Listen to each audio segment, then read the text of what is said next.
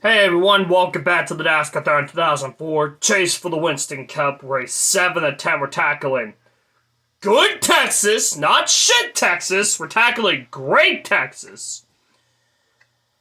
Let's just say the last 2 weeks,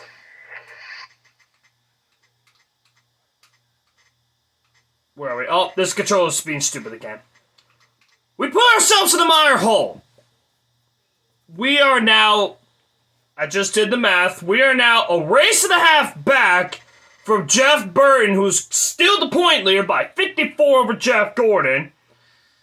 And I am outside of a full race behind. Now the top 5 are a full race back.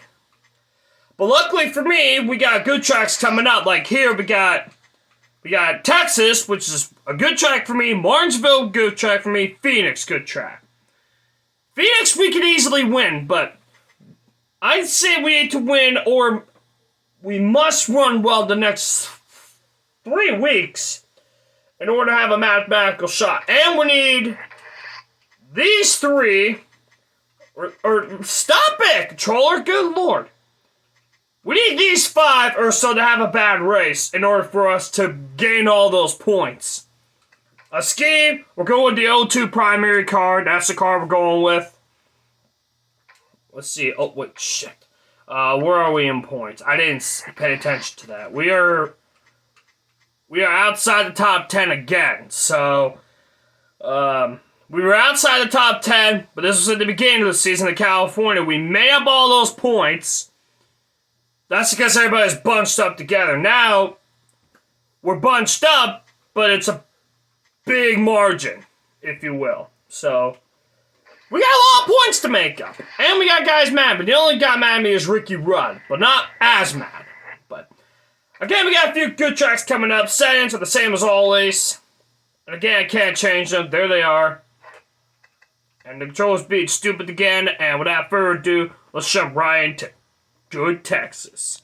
Alright, here we are, Texas. Here's the setup we're going to use. It's pretty much default, except a few changes. The controller's being dumb again, so we're going to go down, go up to get it to stop. So, a default setup, pretty much same as always. That's 25 and not 26, in case y'all are confusing. Again, same setup. Alright, so the same setup. We're going to jump into practice, run a few laps, then we'll jump into qualifying.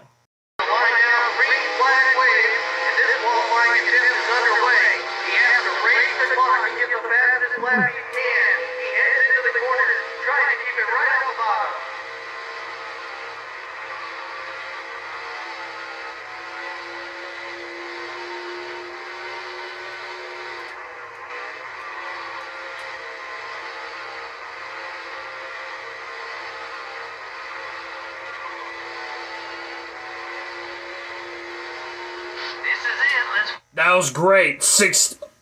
Alright, that was great. Pole position by 3/10, so exactly what we need. Where's Burton starting? Gordon is second. Where's Burton at?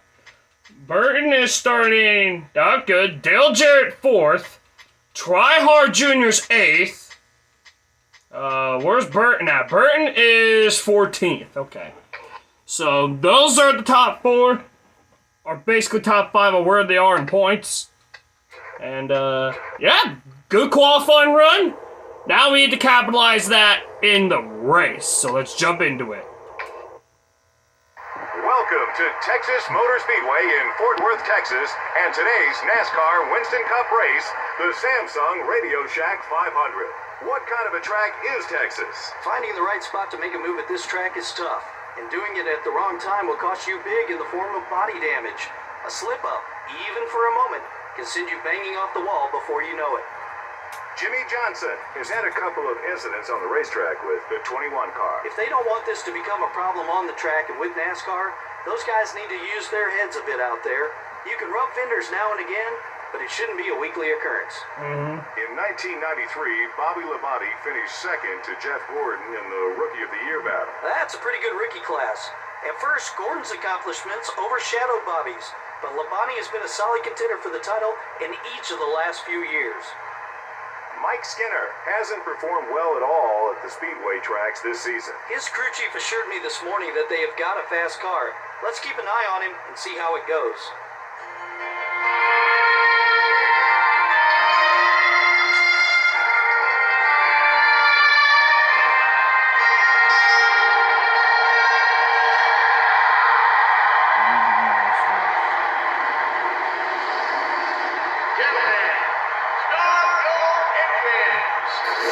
All right, me and Jeff going on the front row. Here we go, Texas.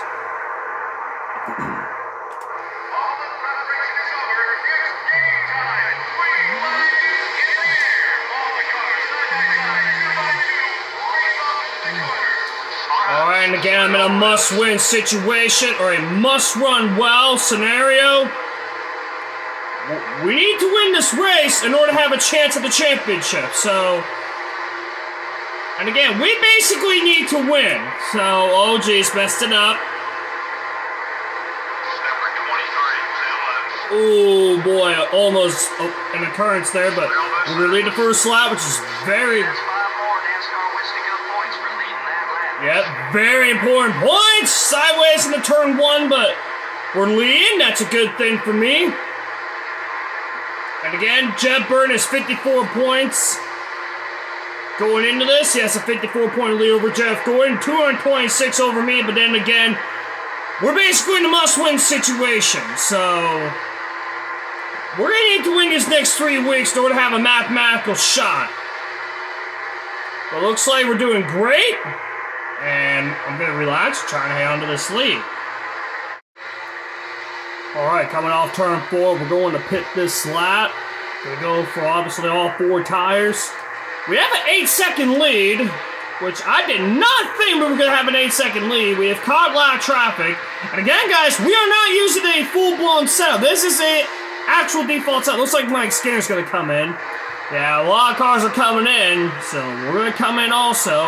We're going to be very aggressive. 70 miles an hour. Oh, don't wreck like we did at Rockingham. Several cars now pull off the racetrack and begin a long journey down pit road. All the crews are all ready to make service to their car. This is the race we generate to see who will get off pit road first. Almost right down pit road like last week at Rockingham, but here we go. The crew jumps over the wall and begins to service this machine. This is their opportunity to shine. They can't make any mistakes here. It'll be a routine 4-tire change. We'll also put in 2 cans again. Look, we have an 8-second lead. Big mistake, but look, we have an 8-second lead.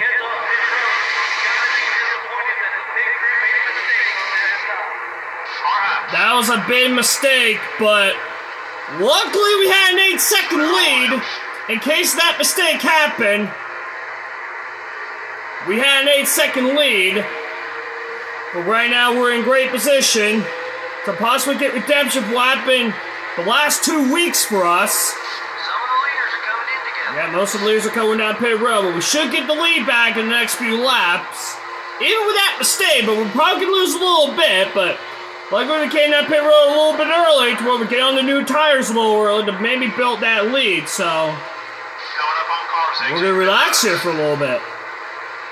Alright, the leaders heading down pit road.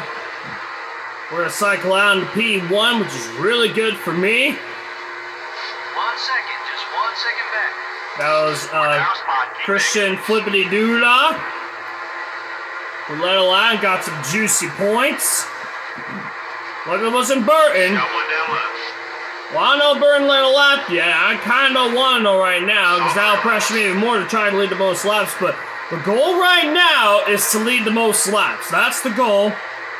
And we are in quite a comfort position to do that. So we lost about 3 seconds because we had a mistake on pit road. We lost about 3 seconds. But not a huge deal, but we're going to shut the focus here. Welcome to Martin's Big Race Report. So far in this race, nothing's really happening. I want to pass him on the outside. There's going to be a blocky pants, I know that. We're going to go all the way to the bottom where it doesn't see me. And there's gonna be assholes trying to block me. The best way to pass was coming off the corner here. Where I could go all the way to the grass where it doesn't see me. Okay. And we're clear. Alright, beautiful scenes. Yeah, not a lot has happened in this race. We are dominating the shit out of this race. Which is kind of good for me, because then again, I really want those max points. Because that'll really help us increase our gap as far as the point battle. We are outside the top 10, so we really need to make that up. And the car is handling beautifully. And this is hitting the right step in our direction. Again, we need to win in order to have a mathematical shot, and we need Burn to run poorly. And most of the top guys in points. That's what we need in this race. So far, I don't know where none of the top guys are. We're going to find out here. Kenton is in the top 10 points. So far, none of the guys in the top 5 are up near the front, which is really good for me.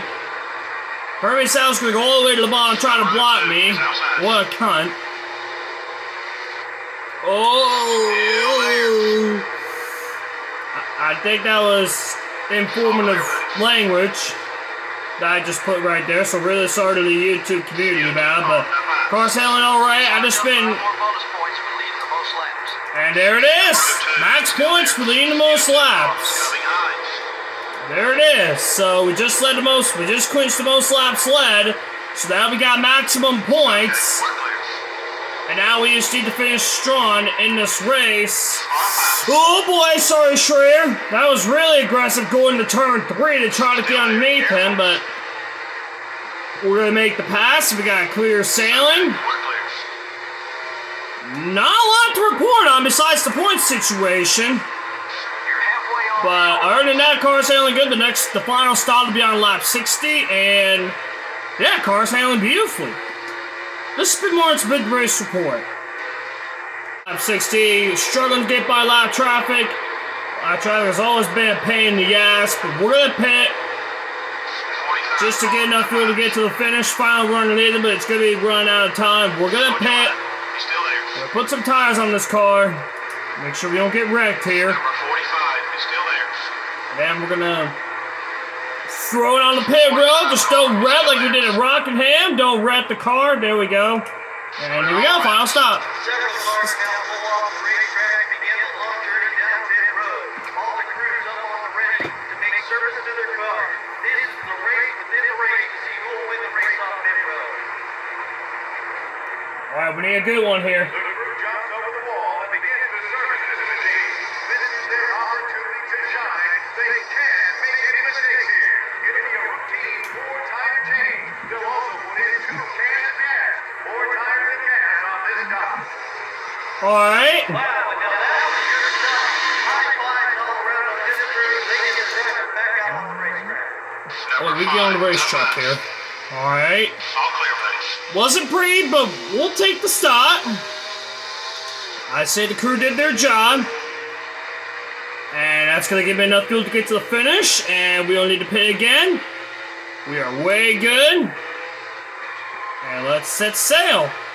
Until we get the lead back, of course. Off of turn 4. Here's a 20 to go on board. 20 now.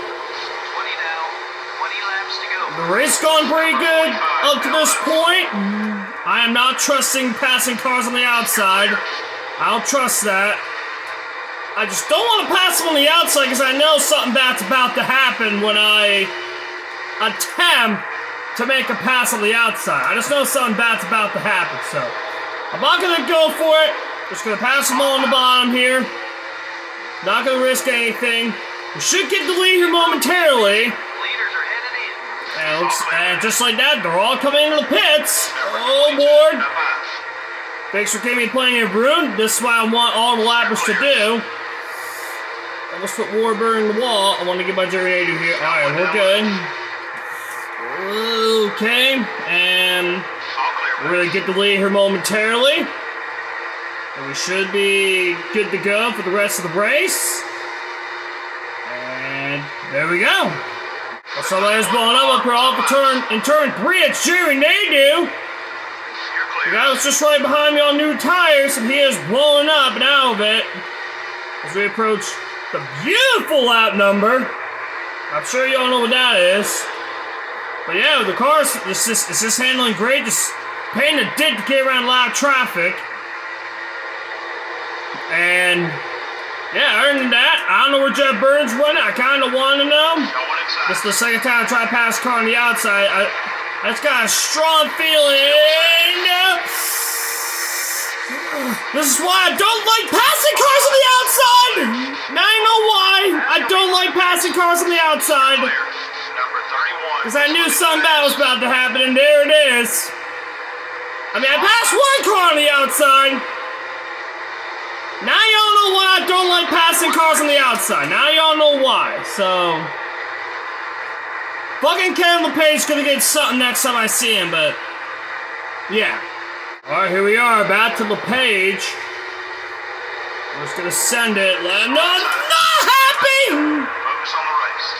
We're gonna block just to let him know I wasn't happy about it. I know, but I do not care. I just had to let him know I wasn't happy about what he did to me. That was just a message that I had to send, and that was it.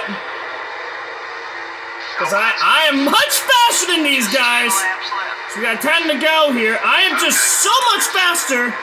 After my accident with the pitch, I caught up within like 5 laps. So, gonna show you the speed in this thing. And again, this is just default setup with the simple wedge adjustment. So, that's it. Nothing crazy has changed. So, as we're getting around lap cars, holding combined pretty easily. Oh, geez. Now, these are the competitive cars that I've caught. And we gotta buy them easily, which is what I want to see. But unfortunately, the AIs don't, or the lappers do not know how to race the leader properly. So, we'll see y'all to the end. We'll see y'all to the finish. Off for turn 4, coming to 2 laps to go. 14 seconds over bottom of the line. Matt Kenseth and Tony Stewart, the top guys in points, are 4th and 5th. Kenseth was 2nd. He's falling back to 4th. So I don't know what has happened to his car, but that's none for us to worry about. We're doing what we need to do. We're in a must-win. We're basically in a must-run-well scenario, and we start on the pole. We led the most laps, and now we're coming to the white flag. 1 lap to go. The white flag waves, and we're on our final circuit around the racetrack. Who races for the win? It's so tough to win in a series. Who has enough? Who will make it back to the checkered flag? All right, down the back straightaway, and to turn 3 for redemption.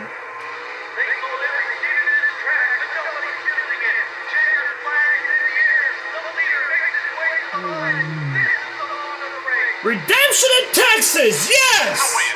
Let's go! We won by a big margin. We're definitely burning the car down. Redemption for what happened the last 2 weeks at Talladega, where we should have won in Rockingham, where we should have ran well. We get redemption here. I believe win number 3. We almost won Vegas. I don't know how many wins we had so far this season. I think we had 2. It's either 2 or 3, I know that. I just don't know how many wins. I think we had 2 or 3. So, where's our box? It's gotta be up here somewhere. Here it is. Alright, here we go.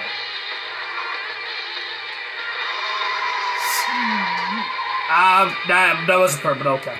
It was all green flag racing in this one. That's pretty amazing. It says a lot about the quality and true talent of these NASCAR Winston Cup drivers. Jimmy Johnson is the big winner in this one. That team deserves it. They worked hard for it all race long. I'm sure there'll be a lot of celebrating tonight. Jimmy Johnson had some problems on the track with the 57 car. It should be interesting the next time they get next to each other on the racetrack. At this point, nobody wants to back down, and we could see some sparks fly. That was it. That's why he got payback. Yeah, I think, yeah, it's right here. That's where his payback came in. Lando wasn't happy. And the victory lane. All right. About time.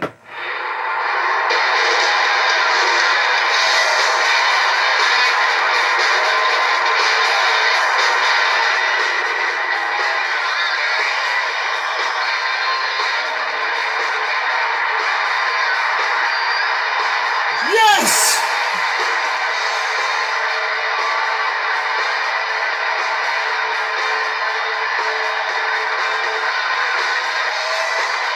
Let's go.